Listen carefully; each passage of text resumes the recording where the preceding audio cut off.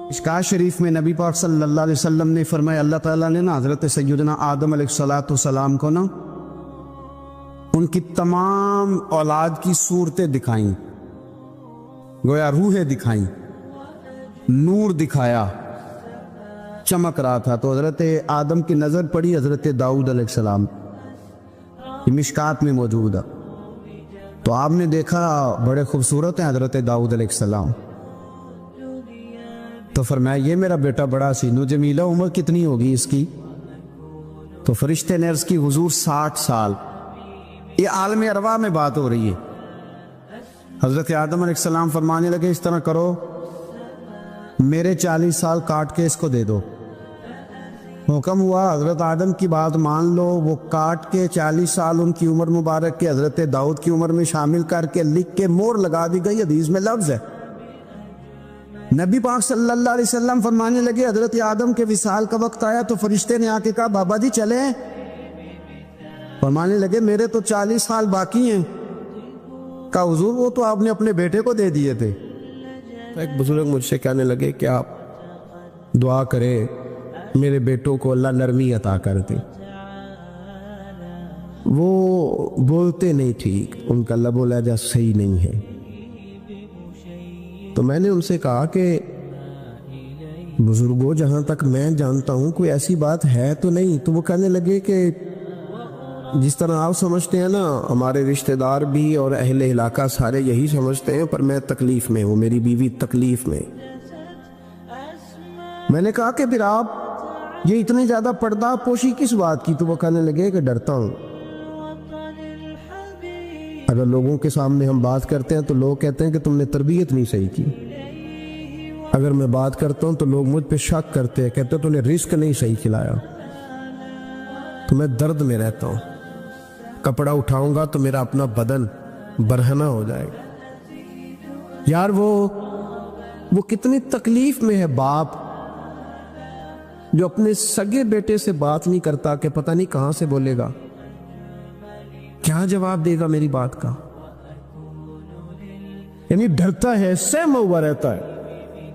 یہ نوجوان ذرا غور کریں، ان لفظوں کی تکلیف محسوس کریں کہ اماں کہتی ہے کہ بھائی میں نہیں اس سے بات کرتی، اس لیے کہ وہ بڑے سخت جملے کہتا ہے، مجھ سے نہیں سہے جاتے، کوئی اور بات کرے۔ یعنی جس کی ماں بھی اس سے بات کرتے ہوئے ڈرے، جس کا والد بھی اس سے بات کرتے ہوئے سہم جائے، اور وہ بندہ کہے کہ میں نے تو MBA کیا ہوا ہے، میں تو معاشرے میں جانا پہچانا جاتا ہوں، اللہ کا شکر ہے جی اللہ نے بڑی عزت دی ہوئی ہے، وہ یہ لفظ کہے تو اسے شرم آنی چاہیے۔ جس کے استاد بھی اسے کام بتاتے ہوئے ڈرے کہ بدتمیز ہے، نہیں کرے گا کہ نہیں۔ اگلے لفظ اس سے بھی خطرناک ہیں جس کا مرشد بے جھجک جسے کام ہی نہ بتا سکے اور جس کو کام کہنا ہی چھوڑ دے، جس کے حوالے سے لوگ خاموش ہو جائیں کہ بس مطلب کیا ضرورت ہے، جب اس پہ بات بوجھ بنے گی تو اس شخص کو پھر سوچنا چاہیے نا کہ وہ زندگی کس لیے گزار رہا، اس کا پھر انداز کیا ہے۔ بزرگ جن کی وجہ سے تکلیف میں ہو، آزمائش میں ہو، درد میں ہو، اور یار جو آدمی نیک ہو رب فرماتا ہے اس کا تو میں حیا کرتا ہوں، اللہ کہتا ہے اس کی تو میں قدر کرتا ہوں، میں اس کی۔ دیکھیں نا میرے نبی کریم صلی اللہ علیہ وسلم نے فرمایا جب سفید داڑھی والا شخص قبر میں جاتا ہے، یہ ترمذی کی حدیث ہے، تو رب کریم فرماتا ہے فرشتوں اسے عذاب نہ دینا، مجھے حیا آتی ہے، یہ سفید بال لے کے آ گیا۔ تو جس کی اللہ حیا کرے اس کی میں نہ کروں، اس کی نوجوان نہ کرے، اس کا سیان، جس کی اللہ حیا کرے اس کی ہم حیا ہی نہ کریں، ہمارا لب و لہجہ خطرناک اور خوفناک حد تک چلا جائے، ہمیں ڈھب اور سلیقہ ہی نہ ہو، ہم کہیں او گرم خون ہے جی ذرا احتیاط سے بات کرنا، کیا معنی ہوا اس بات کا؟ گرم خون اور ہوتا ہے اور بے ادبی والا خون اور ہوتا ہے، ان دونوں میں فرق ہوتا ہے۔ حضرت سعد بن معاذ رضی اللہ تعالیٰ عنہ نبی پاک صلی اللہ علیہ وسلم کے پاس آئے تو ان کے قبیلے کے کچھ نوجوان بھی وہاں بیٹھے تھے۔ حضرت سعد بن معاذ ان میں سے بوڑھے تھے، بزرگ تھے، اور جب وہ آئے تو وہ نوجوان بیٹھے رہے نبی کریم صلی اللہ تعالیٰ علیہ وآلہ وسلم نے پہلے ان نوجوانوں کو دیکھا کہ آپ کے ساتھ کچھ دیر رہے اور چلے گئے، تو اللہ کے رسول علیہ السلام نے فرمایا تمہارے قبیلے کا بڑا تھا،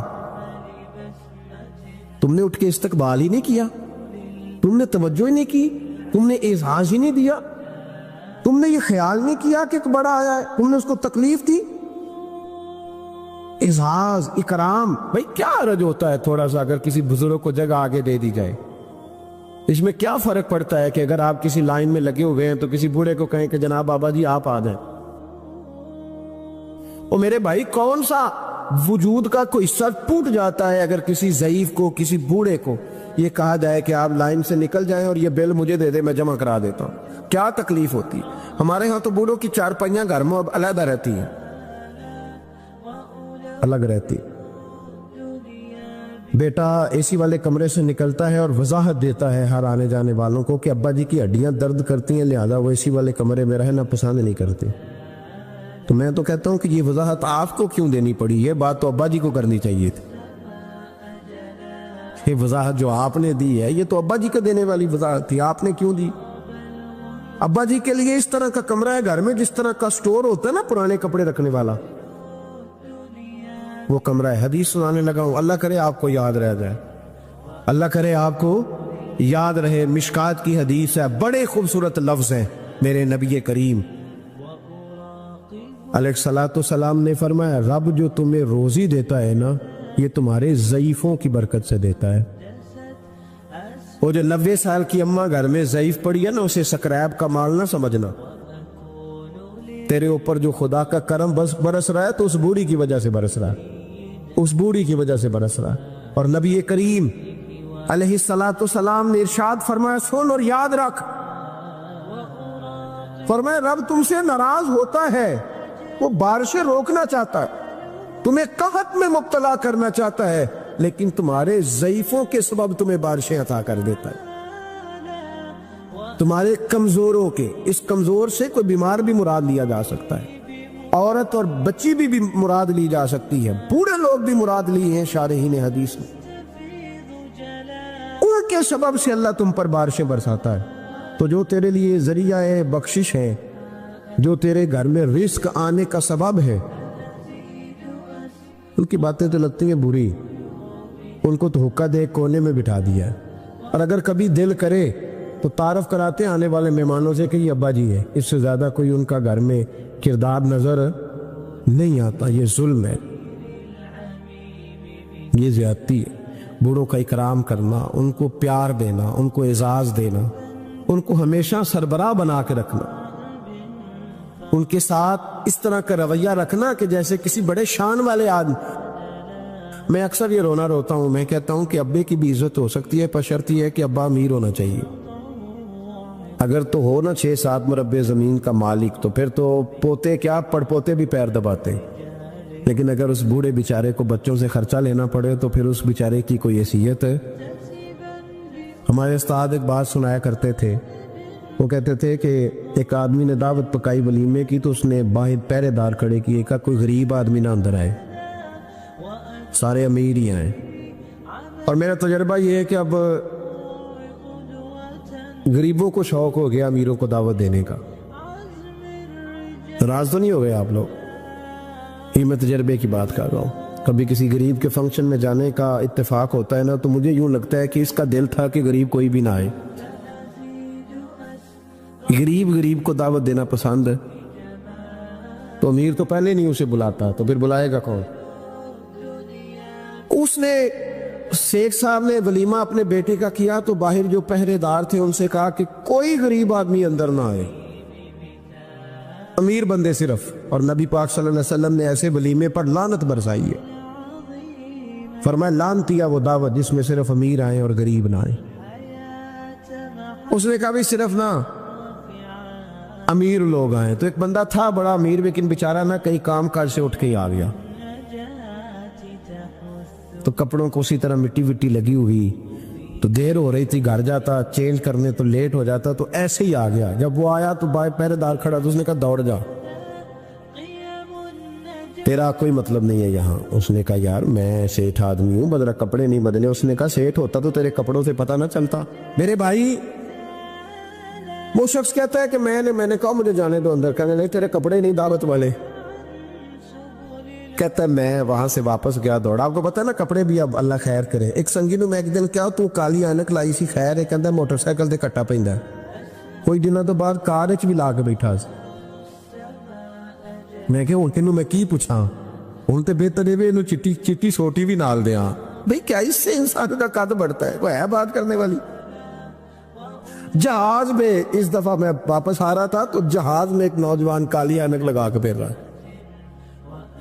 اب ڈر لگتا ہے نا، آپ کو پتا ہے کسی سے بات کریں گے وہ کیا جواب دے گا. تو کیا ان چیزوں سے قد بڑا ہوتا ہے آدمی کا کہ وہ تھوڑا سا جناب باہر آئے. مجھے تو کمزور لگتے ہیں ایسے لوگ.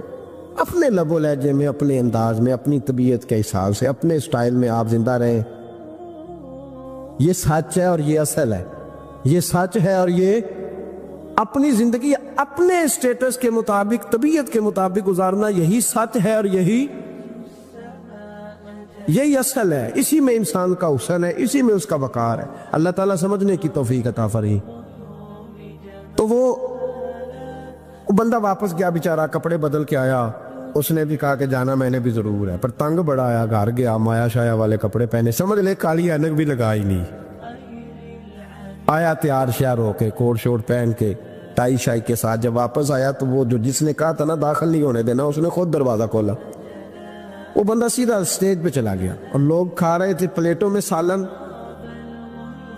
اس نے پورا ڈونگا ہی لے لیا اور وہ لے کے نا سامنے رکھا اور ایک کونے سے اپنا کرتا پکڑ کے اس میں ڈبویا، پھر دوسرے سے پکڑ کے اس میں ڈبویا، پھر پیچھے سے پکڑ کے. لوگ کہنے لگے پاگل ہو گیا. کہنے لگا نہیں، میری تو دعوت نہیں، دعوت تو کپڑوں کی ہے.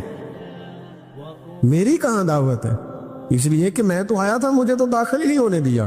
یہ تو دعوت ہے میرے. کوئی نہیں سمجھ آئی آپ کو میری بات؟ بھئی وہ بھی کوئی انسان ہے جو کسی کا صرف کپڑوں کا حیا کرے. ٹھیک ہے، انسان کا لباس اس کی شخصیت کا آئینہ دار ہوتا ہے، کپڑے اچھے پہننے چاہیے. نبی پاک صلی اللہ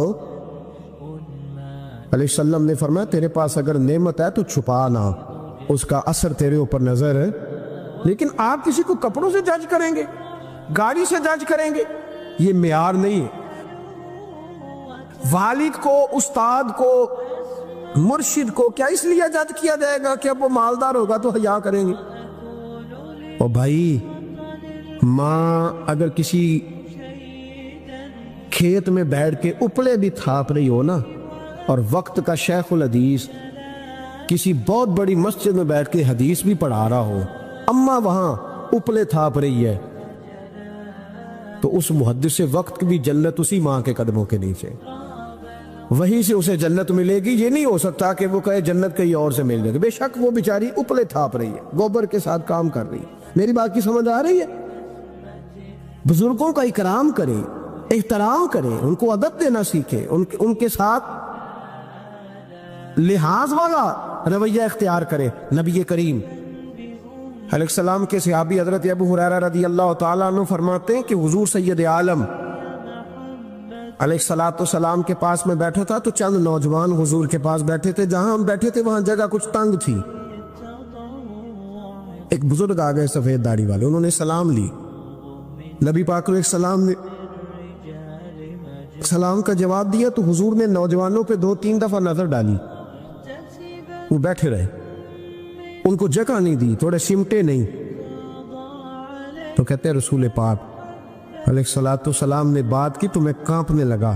اللہ کے حبیب نے فرمایا من لم یرحم صغیرنا ولم یؤکر کبیرنا فلیس منا. فرمایا جس کو چھوٹے پہ شفقت نہیں کرنی آتی اور جس کو بڑے کی عزت نہیں کرنی آتی، اس کا تو ہم سے تعلق ہی کوئی نہیں. فلیس منا، وہ ہم میں سے.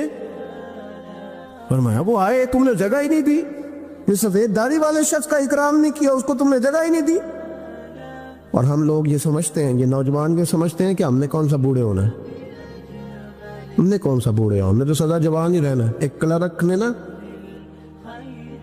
ایک دفعہ کسی بہت بڑے رائٹر کو کہہ کہ اپنے نام سمیت، اس نے کہا تھا میرا نام، ایڈریس، فون نمبر سمیت یہ بات اپنے کالم میں درج کر دو. اس نے کہا کہ میں کلرک تھا، تنخواہیں وغیرہ دیتا تھا کسی بینک میں یا کسی ایسے ادارے میں ملازم تھا جہاں میں وہ چیزیں دیا کر. تو کہتے ہیں کہ میں وہاں یہ کام کرتا تھا تو بوڑھے لوگ، آپ کو پتہ ہے ضعیف لوگ آتے ہیں بیچارے پینشن لینے، کسی بچے کی منت کرتے ہیں، وہ لے کے جاتا ہے، بابا جی کو یہ بھی نہیں پتا انگوٹھا کہاں لگانا، فارم کیسے فل کرنا ہے. تو یہ سرکاری عہدوں پہ بیٹھے لوگ معاذ اللہ تنگ ہوتے ہیں اور کئی دفعہ غلط جملے استعمال کرتے ہیں. تو کہا کرتا تھا کہ میں بڑا سخت رویہ رکھتا تھا، اب میری بھی پینشن ہو گئی ہے، اور اب جب میں خود لینے جاتا ہوں نا، کہتے جتنے دھکے میں یہ تھے اس سے 11 گنا کھا چکا ہوں، پر معافی کوئی نہیں مل رہی. تو لوگوں کو یہ میرا نام لے کے ایڈریس سمیت بتا دے کہ اگر اپنا بڑھاپا سیف کرنا چاہتے ہیں تو اپنی جوانی محتاط کریں. اگر اپنا بڑھاپا سیف کرنا چاہتے ہیں تو اپنی جوانی، اور بڑھاپے میں باتیں برداشت جوانی میں برداشت ہوتی ہیں، بڑھاپے میں تو لفظ صحیح بھی نہیں جاتے، آنسو خود بخود نکل جاتے ہیں جب بچہ بات کرتا ہے. سنو یہ نوجوان یہ حدیث یاد کر لیں، یہ طبرانی میں موجود ہے. میرے نبی کریم علیہ الصلوۃ والسلام نے فرمایا یہ حدیث یاد کر لینی ہے. پڑھیے درود صلی اللہ ہو،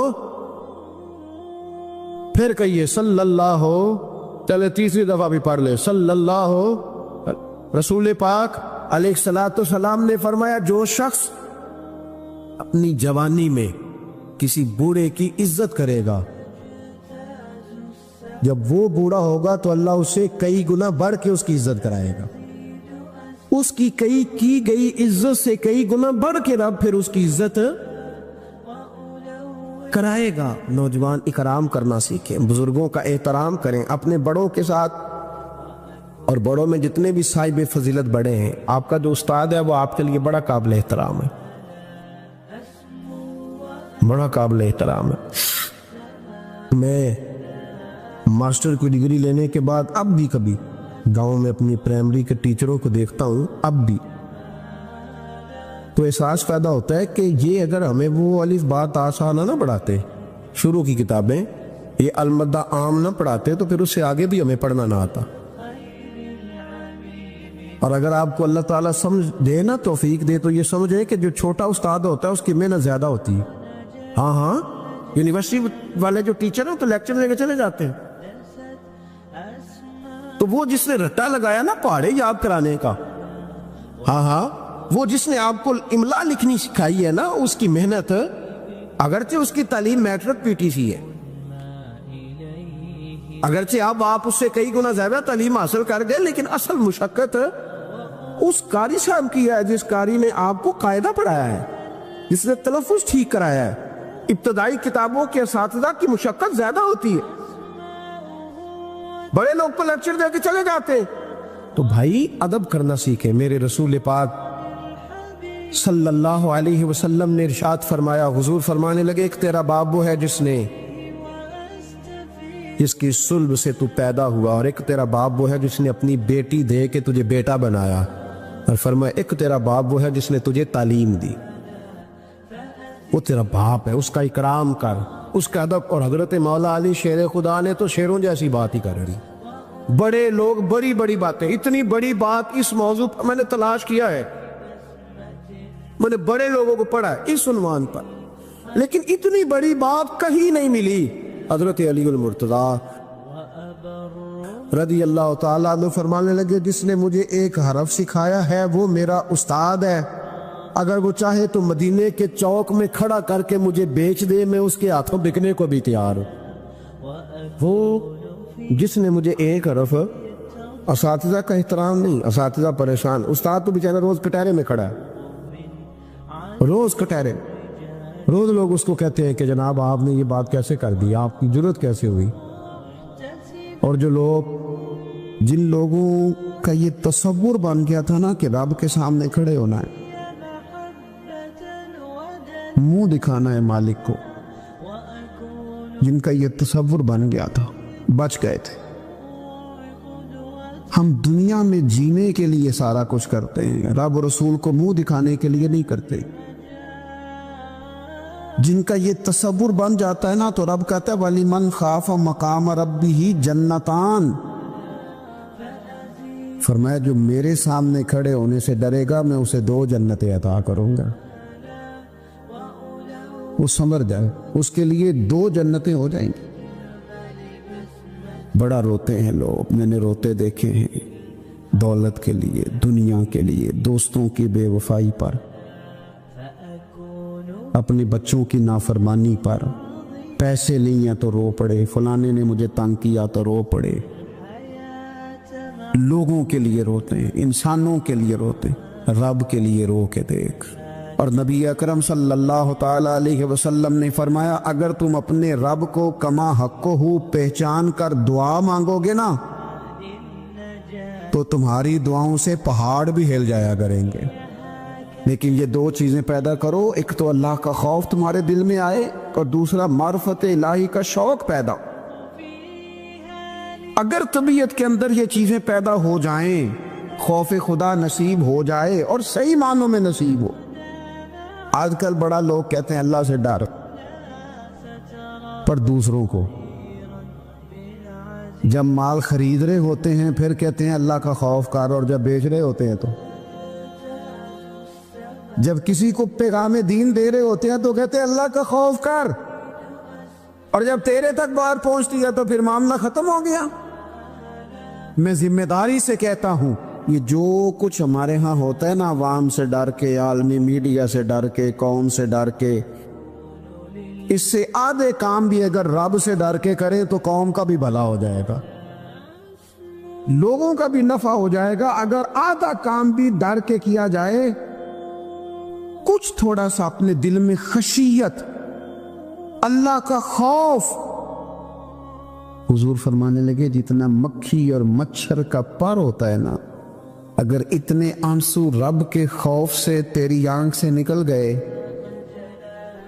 تو حضور فرماتے ہیں جس طرح بھینس کے تھنوں سے نکلا ہوا دودھ دوبارہ تھنوں میں نہیں نہ جاتا، اگر کوئی اتنا بھی رو پڑا جتنا مکھی اور مچھر کا پر ہوتا ہے تو اس بندے کو اللہ دوزخ میں داخل نہیں کرے گا۔ شرط کیا ہے؟ اللہ کے خوف سے، رب کے خالصتاً اللہ کے خوف سے۔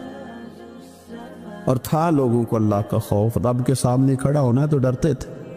حضرت عمر کا جب آخری وقت آیا تھا تو اپنے بیٹے سے کہا تھا مجھے اٹھا کے زمین پہ رکھ دو، میں اپنی پیشانی زمین پہ رکھ کے اپنے رب سے معافی مانگ۔ حضرت عثمان غنی جیسے لوگ جب قبر کو دیکھ لیتے تھے تو پھر تڑپ کے ان کی ساری داڑھی آنسوؤں سے بھر جاتی۔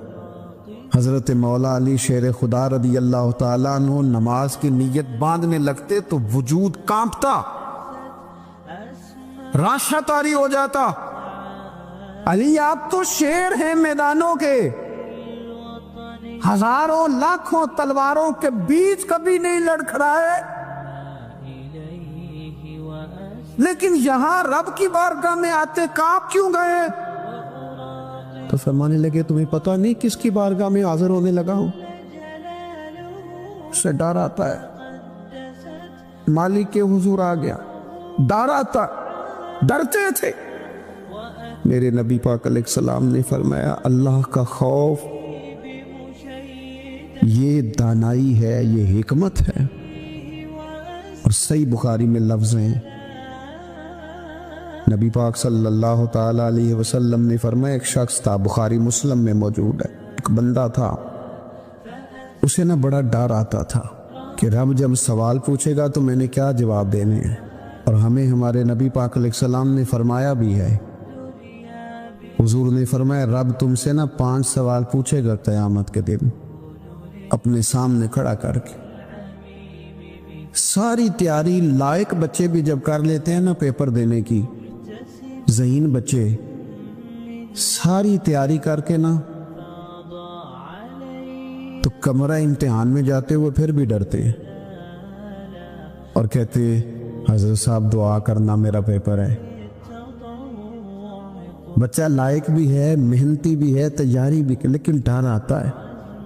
ڈر آتا تھا جب پیپر سٹارٹ ہوتے تھے نا تو کئی قسم کی ایکٹیویٹیز چھوڑ دی جاتی تھی، کھیل چھوڑ دیے جاتے تھے۔ میں نے دیکھا ہے بچے نمازیں شروع کر دیتے تھے، ڈر آتا ہے کہیں پیپر میں کمی نہ کوئی رہ جائے۔ دنیا کے پیپر کے بارے میں یہ معاملہ ہے، اور جب صبح قیامت سوال جواب کیے جائے حضور فرماتے 5 سوال رب پوچھے گا تم سے قیامت میں۔ سب سے پہلی بات، میں نے تمہیں عمر دی تھی، کہاں گزاری تم نے؟ ضائع کر دیا ٹائم سارا، ادھر ادھر بھاگتے آتے جاتے مال کماتے۔ اور پھر عمر میں ایک بہترین حصہ جوانی ہے۔ حضور فرماتے ایک سوال یہ ہوگا، دوسرا جوانی کہاں گزاری؟ اور تیسرا سوال پوچھا جائے گا، بتاؤ مال کہاں سے کمایا، ذرائع کیا تھے، جائز طریقہ اختیار کیا کہ ناجائز؟ اور چوتھا سوال یہ ہوگا، یہ بتاؤ تم نے خرچ کہاں کیا؟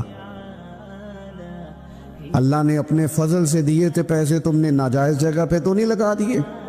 اور پانچواں سوال یہ ہوگا کہ جو تمہیں پتہ تھا، جو تم جانتے تھے، جس کا تمہیں علم تھا، جس کا تمہیں شعور تھا، بتاؤ تم نے اپنے علم پر عمل کتنا کیا؟ میرے عزیز، یہ 5 سوال نبی پاک علیہ السلام فرماتے ہیں۔ ایک بندہ تھا جو بڑا ڈرتا تھا رب کی بارگاہ میں کھڑا ہونے سے، اتنا ڈرتا تھا کہ خوف طاری ہو گیا اس پر، خشیت پیدا ہو گئی۔ اس نے اپنے بچوں سے کہا جب میں مر جاؤں نا، یہ صحیح حدیث میں موجود ہے، جب میں مر جاؤں نا تو مجھے جلا دینا، اور پھر اگر میرے وجود کا کچھ حصہ بچ جائے تو اسے پیس دینا، پھر اسے ہوا میں اڑا دینا،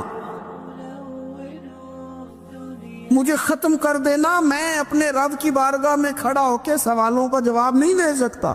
پتا تے سارا ہے نا سردار نو کیتیاں دا، من نانم کے من دانم، جو اعمال کیے ہیں اس کی خبر تو ہے نا، باقیوں کو شک ہے کہ اس میں گناہ کیا ہوگا، پر ہمیں اپنا تو پاک ہے نا، پتا تو سارا ہے نا۔ کہا میں نہیں کھڑا ہو سکتا اس کے حضور، مجھے جلا دینا، میری راکھ بھی بہا دینا، اڑا دینا ہواؤں میں۔ نبی پاک علیہ السلام فرماتے بندہ تھا سچا، یہ کام اس نے کیا اللہ سے ڈر کے۔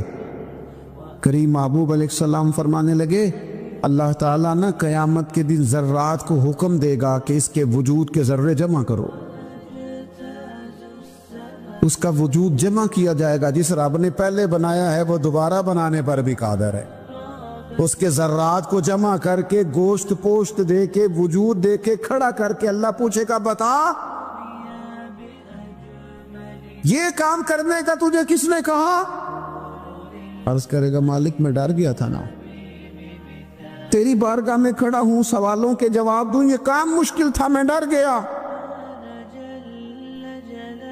نبی پاک صلی اللہ تعالی علیہ وسلم فرمانے لگے،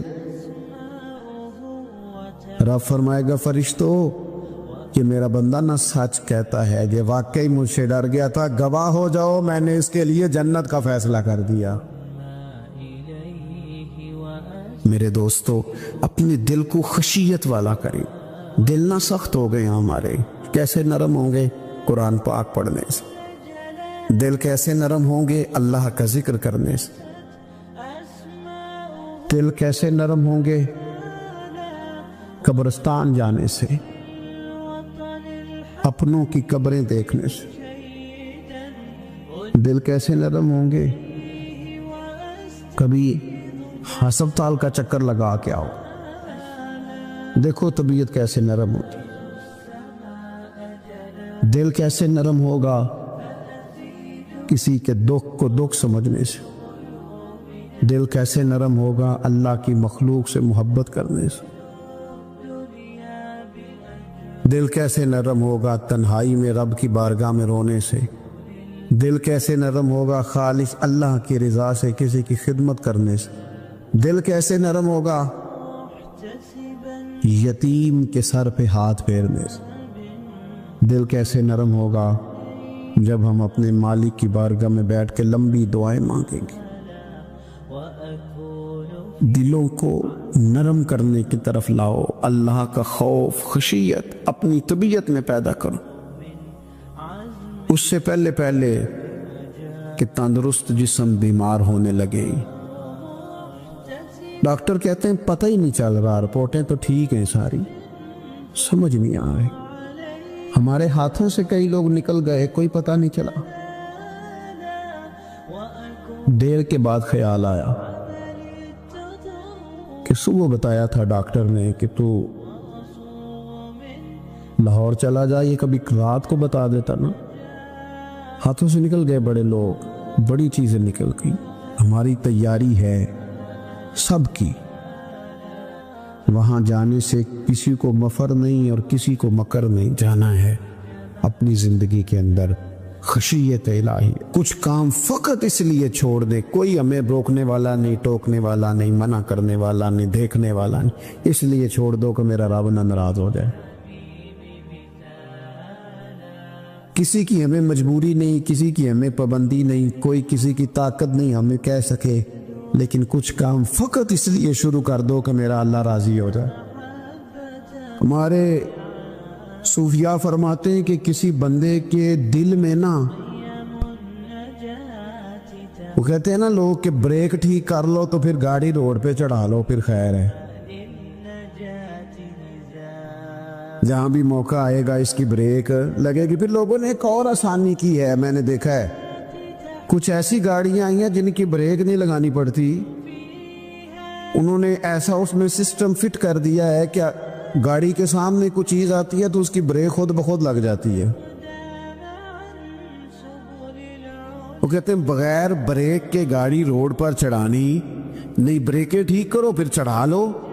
صوفیاء فرماتے ہیں کہ تم اگر چاہتے ہو نا کہ انسان جرم نہ کرے، خطا نہ کرے، لوگوں کو تنگ نہ کرے، تو اسے سوسائٹی کے اندر بھیجنے سے پہلے اس کے دل میں اللہ کا خوف پیدا کر دو. اگر اس کے دل میں تم خدا کا خوف پیدا کر دو گے، پھر تم اسے جہاں بھی چھوڑ دو گے وہ کوئی نقصان نہیں کرے گا. لیکن اگر خوف خدا نہیں نہ ہوگا، اگر اللہ کا ڈر نہیں ہوگا، پھر وہ لوگ دیکھتے ہیں کہ لوگوں کو کیسے مطمئن کیا جائے، لوگوں کی آنکھوں میں دھول کیسے جھونکی جائے.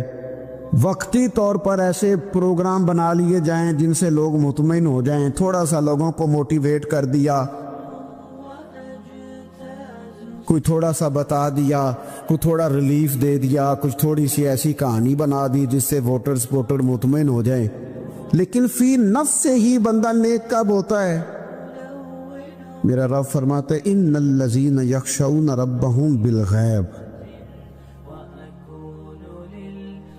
وہ لوگ جو اپنے رب سے ڈرتے ہیں پر بن دیکھے ہی ڈرتے ہیں. ان الذین یخشون ربہم بالغیب لہم مغفرۃ واجر کبیر. قربان جائیں. فرمایا بے شک وہ لوگ جو اپنے رب سے بغیر دیکھے ڈرتے ہیں، اللہ تعالیٰ نے ان کے لیے بخشش بھی رکھی ہے اور بہت بڑا اجر تیار کیا ہوا ہے بغیر دیکھے. یہ جب بندے کو چیز نصیب ہوتی ہے نا کہ وہ اللہ تعالیٰ سے ڈرتا ہے، پھر وہ بندہ دانا ہو جاتا ہے، پھر وہ بندہ معاملہ فہم ہو جاتا ہے، وہ بندہ سمجھدار ہو جاتا ہے. قرآن مجید نے کہا یا ایھا الذین آمنوا ان تتقوا اللہ یجعل لکم فرقان. میرا دل کرتا ہے کہ امت مسلمہ اس آیت کو یاد کر لے. رب فرماتے ہیں اے ایمان والو، اگر تم اللہ سے ڈرو گے نا تو اللہ تعالیٰ تمہیں حق اور باطل میں تمیز کرنے کی قوت عطا فرما دے گا. تم اپنے دل میں رب کو جواب دینے کا تصور پیدا کرو، اللہ تمہارے فیصلے درست کرا دے گا. اور میرے نبی پاک صلی اللہ تعالی علیہ وسلم نے فرمایا یہ جو اللہ کا خوف ہے نا، یہ حکمت کی بنیاد ہے، یہ دانائی کی بنیاد اللہ کا خوف ہے، یہ بنیاد ہے، اس کی وجہ سے لوگ دانا ہوتے ہیں. اگر وہ رب کریم سے ڈرنے لگے تو اللہ انہیں بصیرت کی روشنی دے گا. کیوں فیصلے درست تھے سارے سیدنا صدیق اکبر کے، اس لیے درست تھے کہ ان کے دلوں میں رب کا خوف موجود تھا. بڑی فضیلتیں انہیں حاصل تھی، بڑی عظمتیں حاصل تھی، لیکن کسی جگہ بھی کسی مقام پر بھی ان کے قدم لڑکھڑاتے کیوں نہیں تھے؟ بڑے انہوں نے بھی زندگی کے اندر تکلیفیں دیکھی، بڑے بوجھ دیکھے، بڑی دھوپ چھاؤں دیکھی، لیکن مضبوط کیوں رہے؟ حضرت سعد بن ربیع رضی اللہ تعالیٰ عنہ ایک جنگ میں شہید ہو گئے تھے، جنگ احد میں. تو ان کی بیٹی ایک دن آئی حضرت صدیق اکبر کے پاس، امیر المومنین کے پاس کسی کام سے. تو جناب سیدنا صدیق اکبر رضی اللہ تعالیٰ عنہ نے چادر بچھا کے اس بیٹی کو بٹھایا، اور خود حضرت صدیق اکبر چادر سے نیچے بیٹھ گئے، خود زمین پہ ہیں. اسے آپ نے اعزاز کے ساتھ کپڑے پہ بٹھا رکھا ہے. حضرت عمر فاروق رضی اللہ تعالیٰ عنہ آئے اور آ کے عرض کرنے لگے، حضور یہ خاتون کون ہے، بیٹی کون ہے جس کو آپ نے اس قدر زیادہ فضیلت کی جگہ پہ بٹھایا ہے؟ تو حضرت صدیق اکبر رضی اللہ تعالیٰ عنہ فرمانے لگے کہ یہ اس شخص کی بیٹی ہے جو تم سے بھی افضل تھا، مجھ سے بھی افضل تھا. تو حضرت عمر فاروق رضی اللہ تعالیٰ عنہ عرض کرنے لگے، حضور ہم تو یہ سمجھتے ہیں کہ نبیوں کے بعد سب سے افضل آپ ہی ہیں، تو یہ جو آپ سے بھی افضل تھا اس کا کیا معنی ہے؟ حضرت صدیق اکبر فرمانے لگے، وہ لوگ کتنے افضل تھے جنہوں نے حضور کی موجودگی میں اپنی جان اپنی رب کی بارگاہ میں پیش کر دی. حضور کے مقدس ہاتھوں میں جن لوگوں کی روحیں پرواز کر گئیں وہ کتنے بڑے لوگ تھے. میری بات کو سمجھیے گا کہ ان لوگوں کے دلوں میں وہ جو عاجزی تھی، وہ جو اللہ تبارک و تعالیٰ کی معرفت تھی، اس نے کس طرح کا بنا دی. ہمارے ہاں یہ مسئلہ بن گیا ہے کہ ہم ہر ایک سے ڈر رہے ہیں، ہر ایک سے، برادری سے، قبیلے سے، داماد سے، بہو سے، فلانے سے، فلانے سے. میں نے دیکھا بڑے بڑے لوگ ڈرتے ہیں. آپ اگر ناراض نہ ہوں تو بعض والدین ہیں جو اولاد سے ڈرتے ہیں. ہاں میں نے کچھ ایسے دنیا دار پیر دیکھے ہیں جو مریدوں سے ڈرتے ہیں. میں نے ایسے لیڈر دیکھے ہیں جو اپنی عوام سے ڈرتے ہیں. کیوں؟ اس لیے کہ میرے نبی پاک علیہ السلام نے فرمایا جو رب سے نہ ڈرے پھر وہ سب سے ڈرتا ہے، اور فرمایا جو رب سے ڈر جائے اللہ مخلوق کا خوف اس کے دل سے نکال دیا کرتا ہے. یہ رب سے نہیں ڈرا تو یہ سب سے ڈرا ہے. اگر رب سے ڈرتا تو کسی سے نہ ڈرتا. اور حضور فرماتے ہیں دو خوف اللہ جمع نہیں کرے گا. تم اگر بے خوف زندگی گزارنا چاہتے ہو نا دنیا میں تو ایک خوف پیدا کر لو، وہ رب کا خوف ہے. بے خوف ہو جاؤ. اور اگر تم یہ خوف پیدا نہیں کرتے پھر تو سائے سے ڈرو گے، پھر سانپ سے نہیں رسیوں سے ڈرو گے، پھر تو جگہ جگہ تمہیں کمزور کر دیا جائے، پھر تو لوگ ہر وقت تمہیں بھگائیں گے، ڈرائیں گے. ایک خوف پیدا کر لو اللہ کا، پھر دوسرا کوئی خوف قریب نہیں آئے گا. اور ایک معنی میں اور کہا اللہ دو خوف جمع نہیں کرے گا. حضور فرماتے ہیں تو دنیا میں رب سے ڈر جانا، رب تجھے آخرت میں نہیں ڈرائے گا. وہ جو اللہ کے ولیوں کے بارے میں کہا لا خوف علیہم ولا ہم یحزنون، کیا معنی ہے؟ دنیا میں انہیں صرف اللہ کا خوف تھا، باقی کسی کا خوف نہیں تھا. حضور فرماتے ہیں تو دنیا میں رب سے ڈر جا، قیامت میں تجھے نہیں ڈرائے گا. اور اگر تو دنیا میں نہیں نہ ڈرے گا پھر تو قیامت میں ڈرایا جائے گا.